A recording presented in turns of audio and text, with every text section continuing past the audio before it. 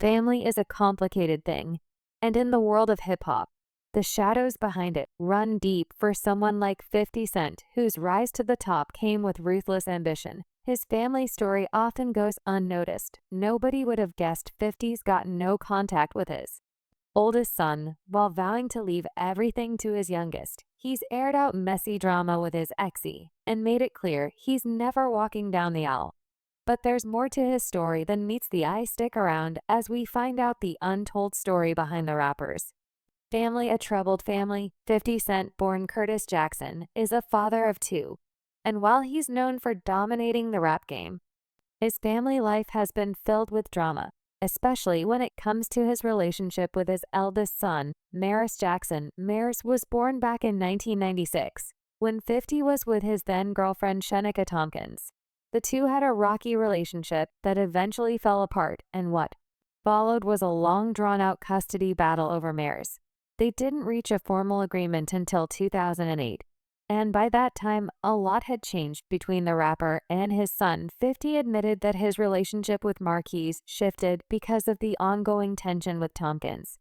The legal system complicated things even more, forcing 50 to communicate with his son through lawyers rather than directly. One of the main issues, according to 50, was money. He mentioned how the financial arrangements after their breakup changed the dynamic between him and Tompkins, which in turn affected how he connected with Marquise. By the time Marquise hit his teenage years, the bond between father and son had almost completely faded.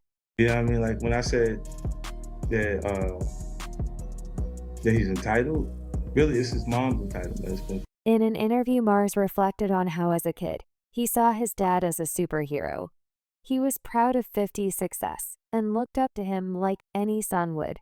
But as he grew older, things started to change. Marquise noticed patterns and felt the absence of his father more and more. The relationship started to fall apart, and Marquise admitted that by the time he was around 10 or 11, their connection was nothing like it had been. Fast forward to 2018, and the tension reached its peak. A photo surfaced of Marquise posing with the son of Kenneth Supreme McGriff, a notorious figure linked to one of 50's most dangerous rivals. McGriff had allegedly been involved in a plot that led to 50 Cent getting shot 9 times back in 2000. So for 50 to see his son with McGriff's kid, that was the final straw. He responded with a cold comment on Instagram, saying that if both Marquise and McGriff's son were hit by a bus, he wouldn't feel a thing. That statement pretty much showed how far gone their relationship was. Sources close to the situation said that Marquise has a history of stirring the pot, especially when it comes to his father. According to one insider, Marquise would purposely post things or connect with people 50 didn't like just to get under his skin. Every time 50 was beefing with someone on social media, Marquise was allegedly right there, making sure he fanned the flames by showing up with those same people. It was like a twisted game of chess, one that neither father nor son was willing to lose. 50, however, responded to the backlash from his bus comment on Twitter, saying he had zero ill will towards anyone living on this earth. But he didn't stop there. He pointed out the deeper issue: the people Marquise was associating with were in his eyes a reflection of the negative energy aimed at him. He said he had paid $1,360 to zero in support for Marquise to have opportunities that 50 himself never had growing up. But for him, it wasn't about the money, it was about the lack of respect he felt for his own son. Fast forward to October 2022, when the feud took another turn. Marquise made a public offer to his father, saying he'd give $56,700 just to spend 24 hours with him. Now, to understand the context, $6,700 was the amount of monthly child support 50 had been paying for Marquise. But to Marquise, that money didn't mean much if his father wasn't there emotionally. If it takes me paying him for his time, I'm more than willing to do that. Not long after 50 Cent addressed this, saying if Marquise really wanted to sit down with him, he would call, not go to TMZ or Instagram. 50 wasn't buying the public plea and felt like his son didn't genuinely want to reconnect. He also said something that hit hard: if you've mailed someone $1 million, right, and they have zero respect for you, how much you think you got to give them before they have a little bit for 50? It was clear no amount of money was going to fix what had been broken between him and Mars, but Mars wasn't done. After hearing his father's comments, he took to Instagram again, sharing how he had tried to reach out behind the scenes. But he didn't have a phone number for his dad, and 50 had him blocked on social media. According to Mars, no one wanted to get involved because they were afraid of 50. So he felt like calling him out publicly was the only way to get through. He made it clear that he wasn't a kid anymore, and he wasn't asking for money. He just wanted to sit down and talk man to man. Mars even went on to say that the last time they were supposed to meet up, 50 stood him up, and it broke his heart. He forgave him for it. But he was still waiting for that conversation that never happened. Through all the drama, Mars has followed in his father's footsteps in at least one way. He's ventured into the music game. He dropped his first single, Different, back in 2017, and he's been steadily releasing tracks since then, making a name for himself outside of his dad's shadow. However, 50 Cent's relationship with his younger son, Sire, is even more complex due to the ongoing tensions with his ex Daphne Jai. In September 2012, 50 Cent welcomed his second son, Sire, with joy. Unlike the turbulence 50 has had with his first son, Maris, his bond with Sire appears to be solid. But behind the scenes, things aren't all good. The relationship between 50 and Daphne Joy has been a roller coaster. In March 2024, Joy went public with some serious accusations against 50. She hit Instagram with claims of physical mistreatment. She went on to say that 50 had broken her heart and shattered what little hope she had left for him as a father. The rapper denied the claims, and this situation took their already complicated relationship to a whole new level. These accusations came at a time when 50 was already making moves to get custody of Sire. There were claims that Daphne had been involved in adult work allegations tied to a lawsuit involving Diddy's ex-assistant. Joy has fiercely denied these claims, but it's clear that the battle between her and 50 Cent isn't just playing out in courtrooms, it's all over the headlines now. 50 Cent and legal trouble aren't strangers to each other. Back in 2013, he faced domestic violence charges related to an incident with Joy. He was accused of kicking her in the stomach during an argument and trashing her property.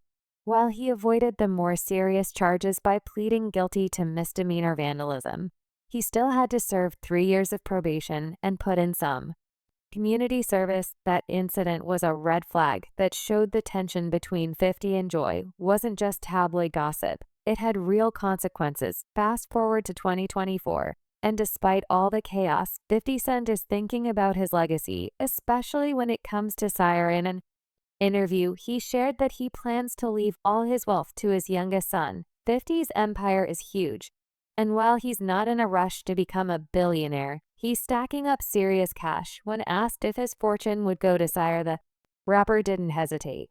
That's the idea. What's left of me will be there for him to run with. To 50. It's clear that Sire is his focus when it comes to what he leaves behind. But as fans heard about 50's plans for Sire, one big question hung in the air. What about his firstborn Maris? The tension between 50 and Maris has been front and center for years, and it doesn't look like it's getting any better. Their beef is spilled over onto social media again and again, with one of the most infamous moments happening in 2018. That year, Maris posted a photo on Instagram chilling with Kenneth Supreme McGriff's son. Now, if you know 50's history, you know that Supreme McGriff is a name tied to some serious street drama. There were even allegations that McGriff was involved in the attempt on 50's life back in 2000, when he got shot 9 times and somehow lived to tell the tale. So when 50 saw his son posing with the son of a man who's basically a sworn enemy, he was heated and dropped a cold comment on the photo. It was one of those moments that made it clear just how deep the divide between 50 and Maris had become. While he is focused on securing his legacy for us, the broken relationship with Maris looms in the background, leaving fans wondering if there's any hope for reconciliation. 50 Cent's rise from the streets to superstardom is legendary. But behind the platinum plaques and business moves lies a family story that shaped him from day one. Curtis Jackson wasn't just the product of Queens, New York. He was raised by a single mother who lived a life as Tough as the streets they called home, his mother, Sabrina Jackson, was more than just a name to 50. She was his world, his provider, and in many ways his inspiration. Sabrina was no stranger to the hustle. She was well known in their South Jamaica, Queens neighborhood, where she got involved in the drug game back in those days. Being a woman in that world wasn't easy, but Sabrina held her own. She moved with purpose, making sure her son had what he needed. Even if it meant stepping into some dangerous territory, 50 Cent often reflects on how much his mother meant to him. She was a hustler and a provider determined to make sure Curtis had a shot at something better, even if the risks were high. But the streets come with a price, and tragically Sabrina paid with her life. So at that point, she started hustling to be able to provide for me at that point. And she got killed when I was like 8. Curtis was just 8 years old. Sabrina Jackson's life was cut short in 1983. And what authorities suspected was a homicide. Her death was no accident.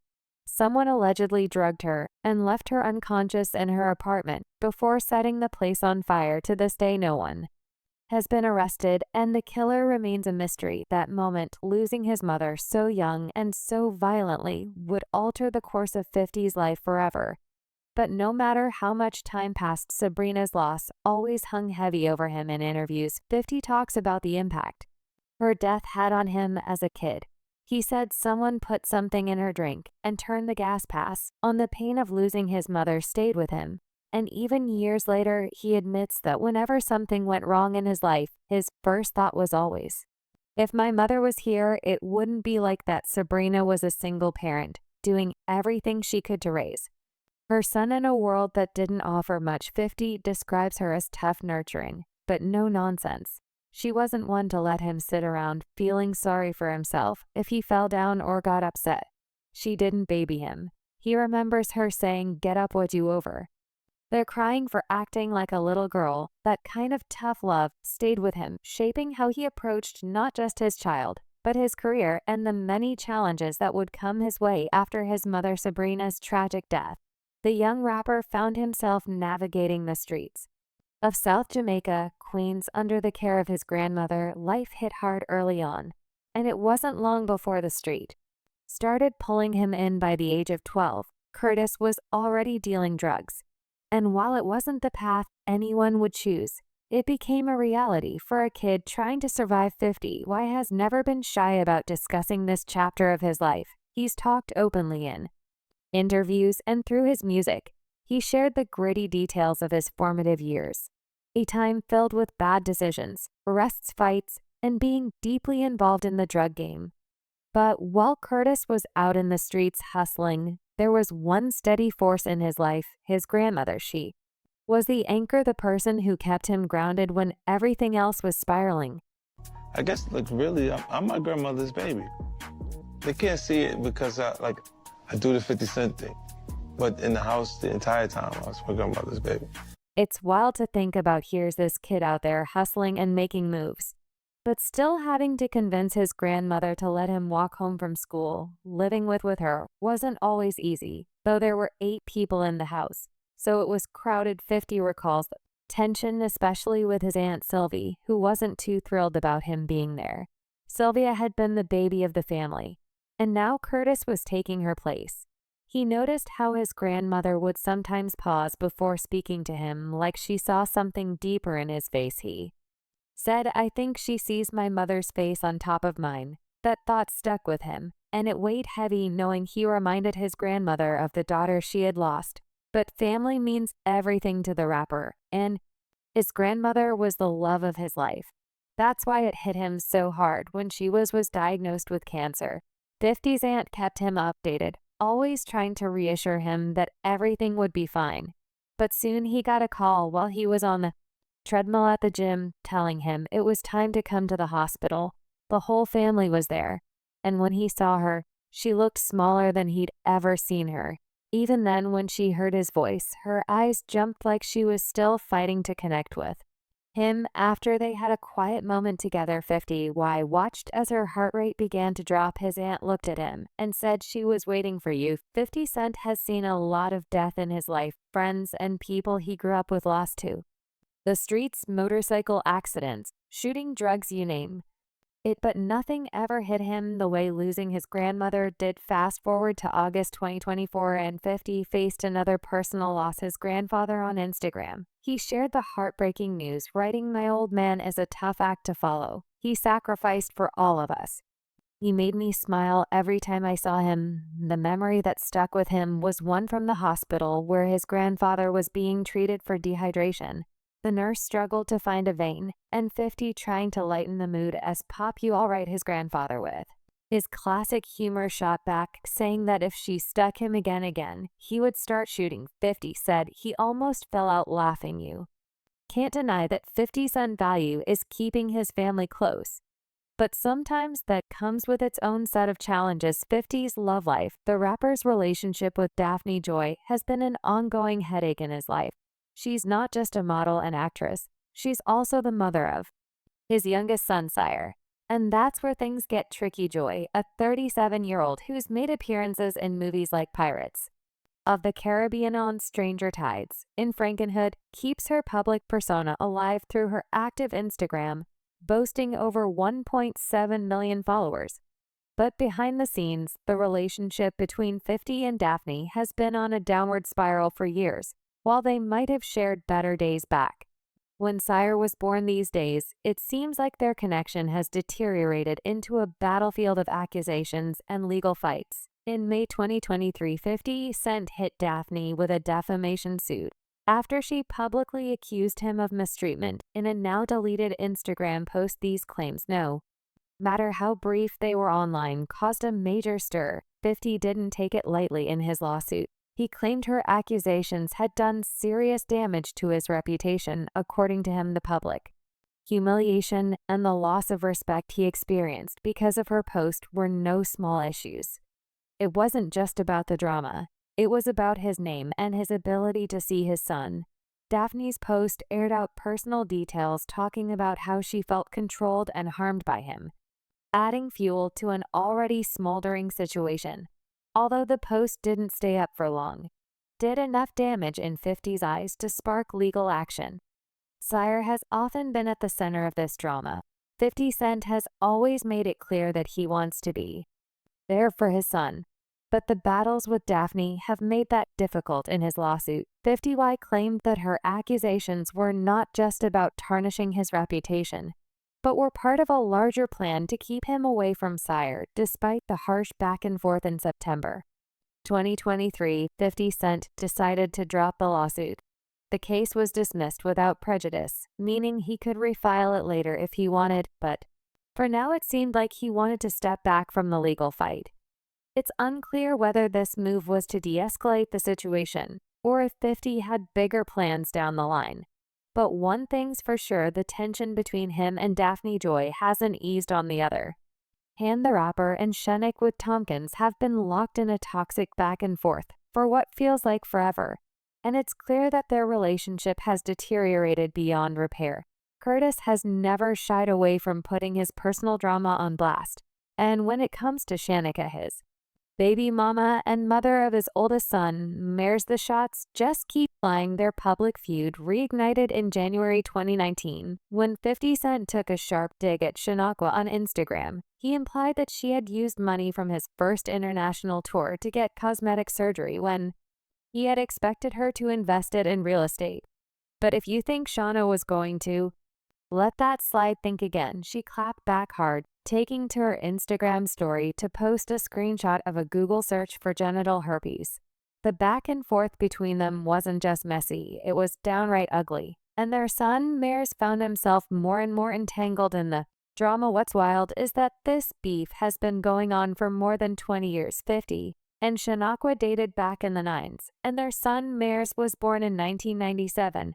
After they split, Shino hit 50 with a $50 million lawsuit, but a judge threw it out. You think that after all this time, they'd find some peace, or at least move on quietly. But their issues only seem to get more heated as the years go by.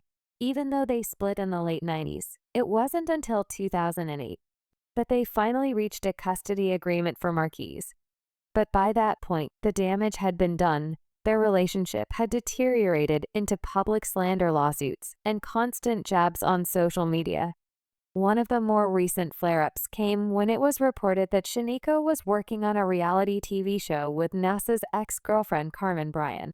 The show was supposed to be about women in business empowering each other, but 50 wasn't having it. He fired off on Instagram saying that she should get a real job. Shanakwa never wanted to back down, responded by saying that he didn't have the power he claimed to have. She stated that he was upset because she no longer wanted to be with him, and he knew that she was the only one who had been there from the start and could expose his true self. According to her, he was scared and frightened at this point. The tension between 50 Cent and Shanakwa feels like it's never going to end. What started as a rocky breakup decades ago has evolved into a public soap opera with Instagram insults, interviews, and their son Mayor stuck in the middle. And with Mayor's now a grown man, he's no stranger to the chaos between his parents. Their toxic relationship has undoubtedly impacted him, and while he's tried to carve out his own lane, it's hard to escape the shadow of his parents' beast. However, 50 Cent's relationship with Jamra Haynes, better known as Cuban Link, started off strong.